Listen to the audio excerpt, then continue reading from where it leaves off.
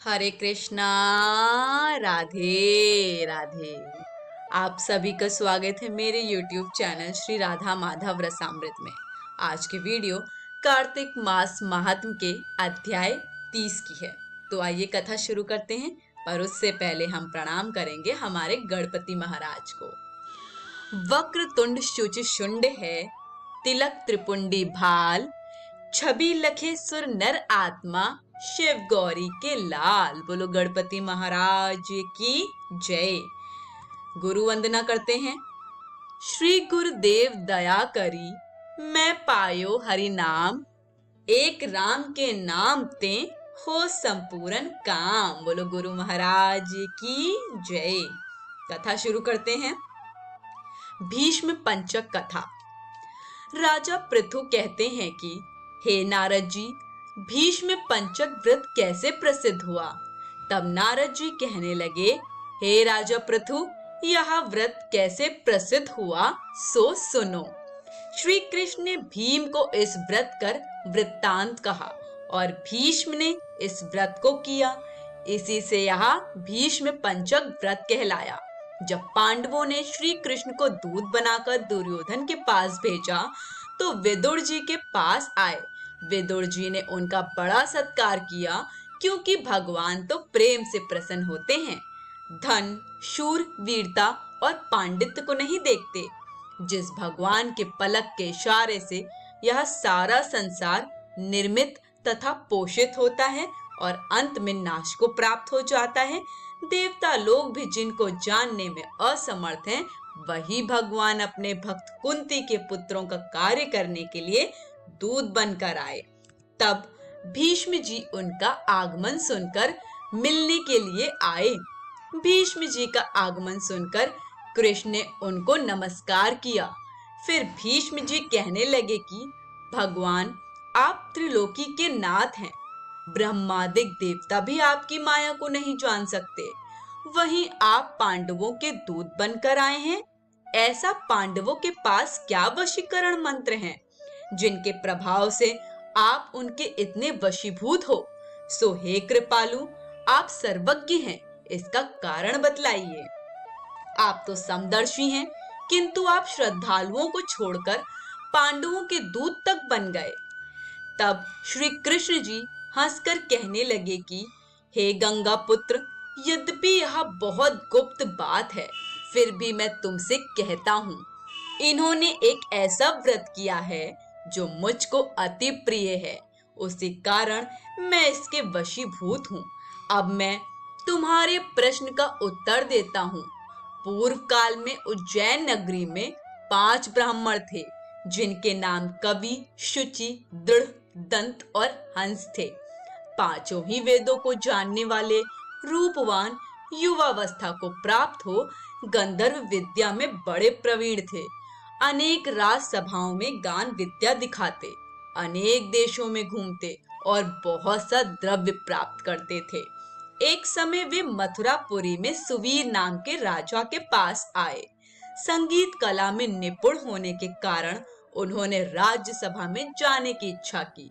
वे 4 दिन तक उपवास करते रहे और यमुना में स्नान करते रहे। फिर उन्होंने एक मनुष्य से राजा का वृत्तांत पूछा। उसने कहा कि राजा की एक कादम्बरी नाम की स्त्री भोग पत्नी है। वह संगीत विद्या में अति निपुण, राग तथा कंठ में अति प्रवीण और नाचने में अद्वितीय तथा रूप यौवन में मनोहर है। प्रतिदिन राजा के सामने एकांत में नाचती और गाती है।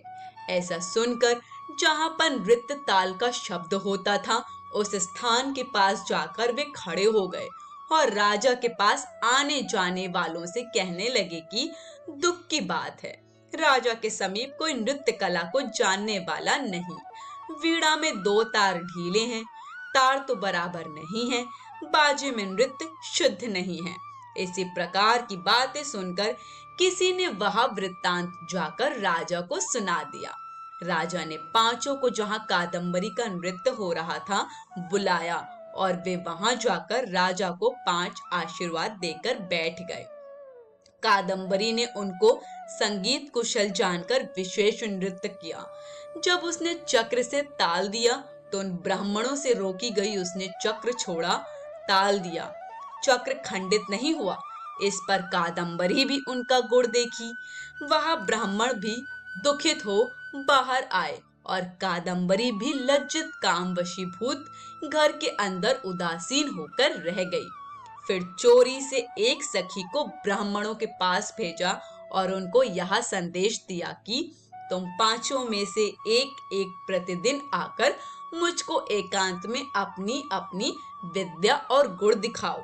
ग्राम से दूर उत्तरी कोण में यमुना के तट पर जन रहित लता सहित एक अनंत नामक तीर्थ है।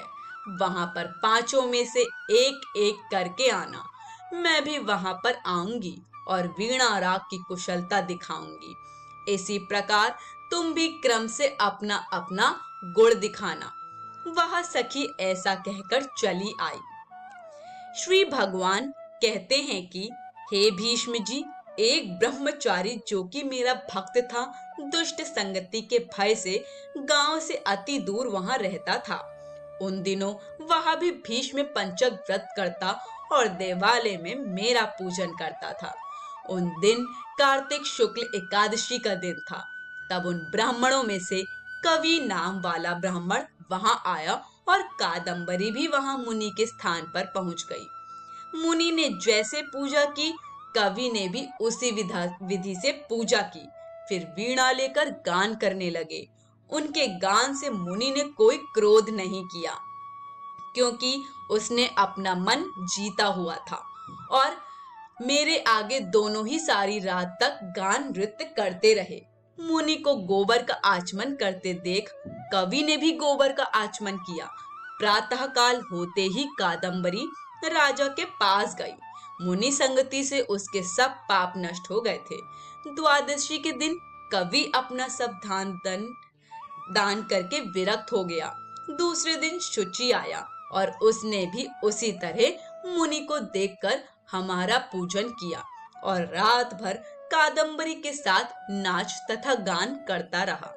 मुनि को गौमूत्र का आचमन लेते देखकर उसने भी गौमूत्र का आचमन लिया और प्रातः समय अपना सब धनादि देकर वह भी विरक्त हो गया और कहने लगा कि जिस तरह कादम्बरी का नृत्य गान और रूप देखकर मुनि का मन विचलित नहीं हुआ, उसी प्रकार अपने मन को वश में रखना चाहिए।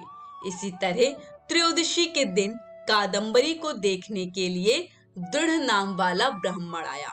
उसने भी सब वैसा ही किया और प्रातः समय मुनि की तरह गौ का दुग्ध पीकर वैराग्य को प्राप्त होकर दंत नाम वाला ब्राह्मण आया और उस प्रकार सब क्रिया करता हुआ मुनि से बचे हुए घी को पीकर शुद्ध चित होकर विरक्त हो गया। पूर्णमासी को हंस नामक ब्राह्मण आया और उसने भी मुनि को देखकर नमस्कार किया। ऐसे हंस नामी उस ब्राह्मण ने सत्संग से हमारी पूजा की और मुनि के बचे हुए दही को खाकर विरक्त हो गया और धनादि देकर तीर्थ यात्रा को चला गया। राजा ने कादम्बरी का मंदिर में जाना सुनकर उसको मकान में बंद कर दिया और फिर वहां मंदिर में नहीं जा सकी। हमारे सामने कार्तिक में गायन करने से कादम्बरी द्रौपदी हुई और हंस नाम का ब्राह्मण कार्तिक के महीने में आंवले के नीचे श्राद्ध करने से युधिष्ठिर हुआ। एकादशी के दिन जागरण करने से कवि नाम का ब्राह्मण मेरा अंश अर्जुन हुआ। शुचि सहदेव और दंत नकुल हुआ। महापराक्रमी दृढ़ भीमसेन हुआ। इस व्रत के प्रभाव से ही हम इसके वशीभूत हैं। अब तुम्हारे इस व्रत के करने से यह व्रत पंचक कहलाएगा। जो कोई मथुरा में इस व्रत को करेगा उसको हम स्वर्ग लोक, ब्रह्मलोक, विष्णु लोक तथा बैकुंठ लोक देते हैं। नारद जी कहते हैं कि इस व्रत का वृत्तांत सुनकर भीष्म जी अति प्रसन्न हुए और सदैव वर्ष के वर्ष इस व्रत को करते रहे। इसी कारण इस व्रत का नाम भीष्म पंचक हुआ।